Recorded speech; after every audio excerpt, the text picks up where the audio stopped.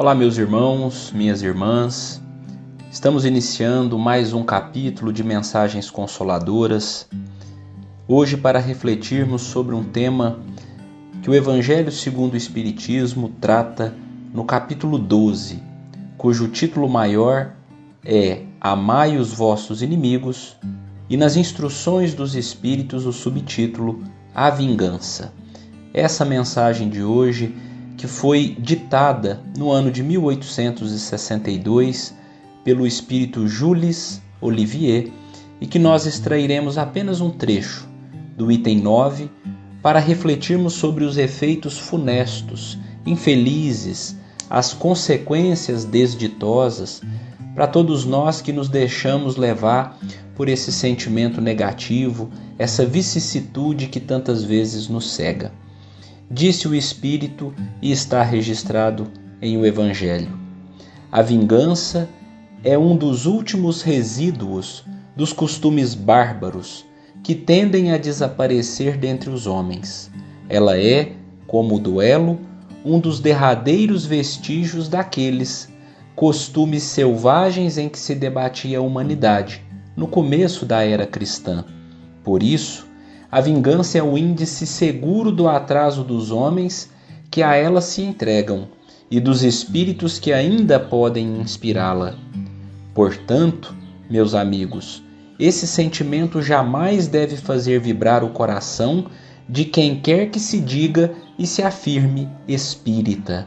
Vingar-se é, ainda, vós o sabeis, de tal maneira contrário a este preceito do Cristo: perdoai aos vossos inimigos, que aquele que se recusa a perdoar não somente não é espírita, como também não é cristão. Nós encerramos apenas esse trecho dessa bela mensagem, profunda mensagem desse espírito já liberto das peias do sofrimento na terra, para nos levar ao entendimento de como a vingança de fato não pode fazer parte do nosso cotidiano. Vingar-se é ao mesmo tempo escravizar-se àquela situação. Quem deseja vingar-se está atrelado a um sentimento de ódio, e odiar é uma forma de se matar aos poucos. Odiar, esse irmão da vingança, o ódio, é um instrumento de nos colocar em caminhos muito mais dolorosos. Quem deseja se vingar se escraviza àquelas condições, porque não consegue pensar em outras coisas, não consegue ver a felicidade, não consegue ver além das aparências, do tumulto.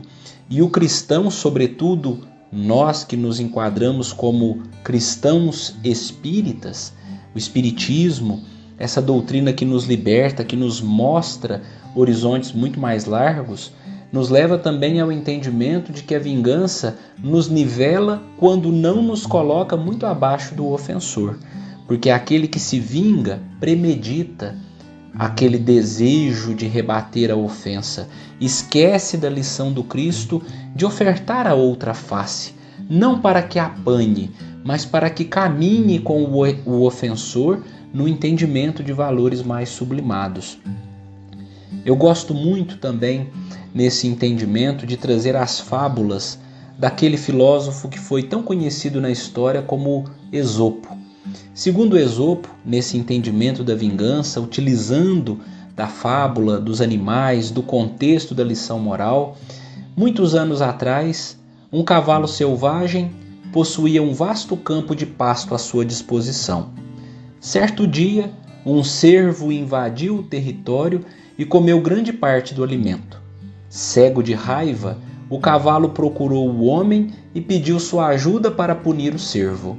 Sim, claro, disse o homem, mas, para isso, eu preciso colocar um freio em sua boca e montar sobre suas costas. Assim poderei punir o cervo. O cavalo concordou e o homem montou nele. Desde aquele dia, ao invés de obter sua vingança, o cavalo ficou escravo do homem. Vejamos como a sabedoria popular, as lições que nos levam a pensar, porque a filosofia é a arte do pensamento, é a arte do saber através do raciocínio, e com a doutrina espírita nós buscamos sempre o raciocínio lógico, a fé estribada na razão, o desejo de vingança nos colocará escravos daquela situação ou daquelas situações que possam surgir. Então, meus irmãos, embora difíceis as duras circunstâncias da vida, nós precisamos aprender a perdoar. Não 7 vezes, mas 70 vezes 7, como Pedro, o apóstolo da Igreja do Cristo, ouviu, e nós, que somos seguidores do Cristo, precisamos também ouvir e vivenciar. Que essa lição, então, nos liberte para os voos maiores que o nosso espírito almeja.